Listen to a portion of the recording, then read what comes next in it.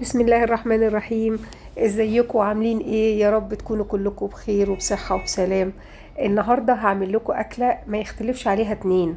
خليكم بس انتوا معايا وامشوا بالخطوات وصدقيني هتبقي نمرة واحد في الحمام المحشي. هنشوف الطريقة وزي ما انتوا شايفين هيتعمل بمنتهى السهولة. نمشي خطوة خطوة. هنجيب طاسة نحط فيها زبدة على زيت، وهنجيب بصلة متوسطة مفرومة، ونبتدي نشوحها على النار لغاية لما يبتدي لونها يبتدي يصفر، تدخل في اللون الذهبي. نقلبها بحيث ان هي تبقى كلها واخدة نفس اللون، مش عايزين حاجة يعني بصلاية تتحرق او كده عشان ما تغيرش الطعم، ما يقلبش طعم الرز على رز سمك. زي ما انتوا شايفين انا بشوح البصلة، انا عايزاها تدبل وتبتدي تصفر، مش عايزة اللون يتغير. في ناس بيعملوا الحمام بيحمروا البصلة زي البصلة بتاعت الرز السمك الصيادية، وبيعملوها الخطوات، الطعم بيبقى مختلف تماما. انا هنا جبت الكبد والقوانص والراس بتاعت الحمام، شوحتها مع البصل عشان تستوي، وعندي قرفة وملح وفلفل وبهارات. بقلبهم.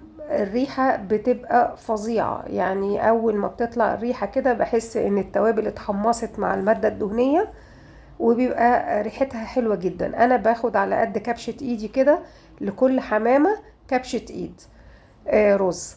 أنا غسلاهم الحمامتين أقل من نص كوباية، أقل من نص كوباية رز. أنا هعمل حمامتين بس النهاردة. بشوح الرز بحيث ان هو يختلط بالمادة الدهنية ويتحمر شوية، حاجة بسيطة. بضيف له الملح، وبجيب ربع مكعب ماجي وبحطه معاه وبقلب. وبعدين بجيب نص كمية الرز مية، يعني لو انا حاطه، انا تقريبا حطيت تلت كوباية مية.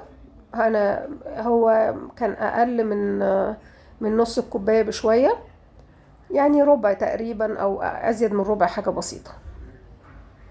انا عايزة بس الرز يبتدي يبوش. انا ممكن احط الرز ني زي ما هو، مفيش اي مشكلة، انما انا عايزة الرز بس يبتدي يدخل في السوى، ان هو مجرد يبوش، مش يستوي ولا يبقى نص سوى، يطرى بس، يعني يبقى حاجة بسيطة. بقلبه لغاية ما المية اللي انا حطيتها تتشرب، وبتأكد ان هو نشف خلاص. آه زي ما انتوا شايفين اهي المية اتشربت بسرعة جدا، ما بتاخدش اي وقت. بنقلب كويس قوي، وبعد كده بننقلها في طبق عشان تبرد، لان طبعا انا مش هينفع احشيه وهو سخن، الرز بيبقى مولع. فانا بفضيه في طبق عشان الحرارة بتاعته تهدى شوية. وبعدين ببتدي اجيب مية.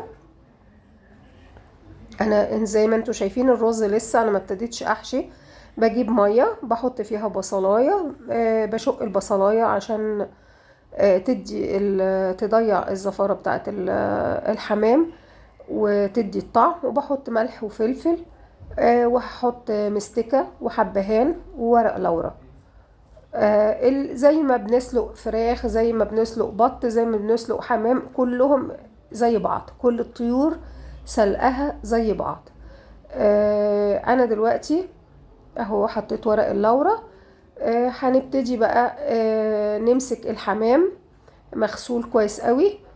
بسلك الصدر، الجلد اللي بين الصدر وبين الحمامة نفسه، بسلكه وببتدي احشي في النص الحشو، وبزق بايدي عايزة انزلها لغاية الرقبة، زي بناكلها كده في المطاعم، بتبقى الرقبة بتاعته طويلة ومحشية كلها رز. انا لو لاحظتوا انا ما قطعتش الرقبة بتاعته، عشان الرقبة دي كأنها العمود اللي هتوقف لي الحشو مع الحمامة. وفي نفس الوقت هي عظمها بيبقى رقيق جدا، في ناس بتمضغه وبتاكله مع الرز ما بتحسش بيها اصلا يعني. وبعد كده بقفل، انا بحب اقفل بخلة من عند الرقبة. ما بحبش موضوع الخيط والفتلة والإبرة والحاجات دي. في ناس بتحشيه كده من غير ما تمسكه بأي حاجة، بس أنا اتعودت على كده يعني. هنا راس الحمامية بحطها عشان أقفل بيها بطن الحمامة، وبقفل الرجلين كويس، بعملها زي الإكس كده. وبجيب خلة زي ما انتوا شايفين كده، بضم الرجلين على بعضها عشان الرز ما يقعش والراس بتاعت الحمام ما تقعش. هنا زي ما انتوا شايفين انا بسلك الجلد اللي بين الصدر وبين الحمامة. وهبتدي احشيها. دي الحمامة التانية.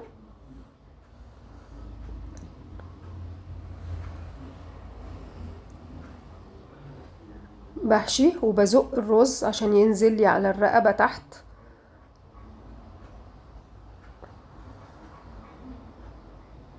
زي ما انتوا شايفين، وبقفل بخلة عشان الرز ما يقعش من تحت. في ناس بتسيب الراس بتبقى في الرقبة زي ما هي، بس انا بحب الراس دي استغلها، هي ما بتتاكلش، بس انا بحب استغلها ان انا بقفل بيها بطن الحمامة بعد ما بحشيها زي ما انتوا شايفين كده. واي رز بقى واقع في الطبق اللي انا بحشي فيه بلمه وبحطه، عشان حرام يعني كل ده حرام اهدر حاجة تترمي. وبقفل الحمامة، بقفل الرجلين، وبجيب الخلة وبقفلها كويس قوي زي ما انتوا شايفين كده. المية ابتدت تجلي مع المستكة مع الفلفل والفلفل والحبهان وكده. انا نسيت اقول لكم ان انا بقيت مكعب الماجي، انا خدت منه ربع، هو مكعب واحد. بقيت المكعب انا حطيته في مية السلق بتاع الحمام. وما بحط الحمامة بحطها على الظهر، ما بحطهاش على البطن، علشان لو حطيتها على البطن هتفرقع. انا دايما نخليها بطنها لفوق. ببتدي اغطي، ما بغطيش عليها في الاول عشان ما تعمليش ريم على الوش. بستنى لما المية تغلي زي ما انتوا شايفين، وبعد كده اغطي واخلي النار متوسطة لغاية ما تستوي. بعرف ان الحمامة استوت لما بمسك الجناح بعمله بايدي كده او بالشوكة، بلاقيه بقى طري معايا، ممكن ان هو يتقطع، فكده بعرف ان الحمامة استوت. بعد كده هنبتدي. انا صفيت شوربة الحمام بعد الحمام ما استوى وطلعته. خدت بالظبط معلقتين رز غسلتهم وحطيتهم في شوربة الحمام. في ده انا حاطه رز عشان الحمام محشي بالرز، لو محشي بالفريك بحط فريك. وبسيبهم على النار يستووا كويس لغايه ما الرز يبوش. هنا الحمام بقى هقول لكم وصفه سحريه عشان تحمروا الحمام ويدي لون حلو جدا وما ياخدش وقت. الحمام بياخد وقت طويل قوي في التحمير، وبيشرب كل الزيت او الماده الدهنيه اللي انت بتحمري بيها، فانا مش عايزه دهون اكتر من كده، عايزاه يتحمر بسرعه، اللي هو يا دوبك يشم النار يتحمر وفي نفس الوقت يبقى لونه حلو. وكده فبدهنه بلبن. اللبن بيساعد على ان هو يتحمر بسرعه. للاسف هنا الحمام في حتت اتقطعت مني من الجلد لسبب ان انا وانا بقلب اتقلبوا على بطنهم، فطبعا الجلد بيبقى طري جدا فما بيستحملش. انا هنا جبت الطاسه بقلب الحمامه في اللبن اللي في الطبق. انا دهنتها بايدي طبعا، بس بحاول احط اقلبها زياده، وبحط الحمام وبحاول ان انا اغطي علشان ما يطرطش يوسخ، يجي في اي حد يلسعه وهو بيطرطش او كده. وبفضل اقلب على كل جنب. هي ما بتاخدش وقت على فكرة خالص، يعني ثواني، اقل من نص دقيقة، يعني 15 ثانية وبقلب زي ما انتوا شايفين خدت لون على طول.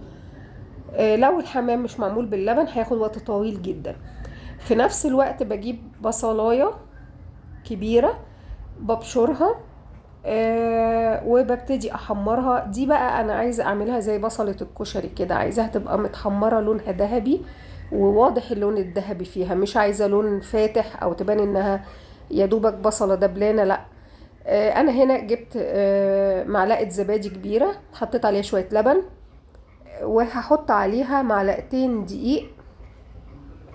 انا عايزة مادة نشوية علشان تمسك لي تربط لي الكشك بالرز بالشوربة بالكلام ده كله. بضربهم كويس قوي عشان ما يبقاش في اي كلاكيع للدقيق، وبحطهم في الشوربه وبقلب بسرعه بسرعه بسرعه. وبحاول اخد البواقي اللي في الطبق، وبقلب بقلب بقلب. هي كل ما بتغلي بتتقل لان الدقيق بيتقل، زائد النشا اللي موجود في الرز كمان بيتقل. القطع البيضة اللي باينه في الكشك دي ما فيهاش اي مشكله، ده من الزبادي. يعني دي مش كلكعه دقيق، لان انا ضربتها كويس قوي. وبيبقى فيه رز كمان وكده. زي ما انتم شايفين البصلايه ذهبي. انا باخد الزيت بقى اللي انا حمرت فيه بشويه بصل، وبدلقهم على الكشك وهو بيغلي على النار، وبقلب تقليبه وبطفي النار وببتدي اغرفه في طبق. زي ما انتم شايفين هو ده اللي بيدي الطعم للكشك. شوية الزيت بالبصل المتحمر ده هو ده اللي بيدي الطعم للكشك. وببتدي اغرفه في طبق واسيبه يهدى عشان ابتدي ازوقه. لو لاحظتوا انا بقيت البصل عندي في الطاسة، عشان ده اللي انا هزوق بيه الوش بتاع طبق الكشك. هنشوف دلوقتي هنزوقه ازاي. و هنستخدم كمية البصل اللي موجودة عندي. في ناس تحب تاكل بقى الكشك ده بالرز اللي هو محشي بيه الحمام، في ناس تحب تاكله بالعيش، مفيش اي مشكلة. زي ما انتوا شايفين كده الكشك بعد ما هدي الوش بتاعه بيجمد، هو بيبتدي يبقى ماسك نفسه شوية. ببتدي ازوق بالبصل المتحمر. طبعا انا ممكن اغرف لكل واحد في طبقه، ممكن لو عندي ناس كتير ممكن احط في سيرفيس بحيث ان كل واحد ياخد بالمعلقه في طبقه على الكميه. طبعا هنا الحمام اتحمر زياده عن اللزوم لان اللبن بيحمره بسرعه جدا، وانا اتلخمت عنه ثواني بس فاللون اغمق مني. زي ما انتوا شايفين الكشك اهو.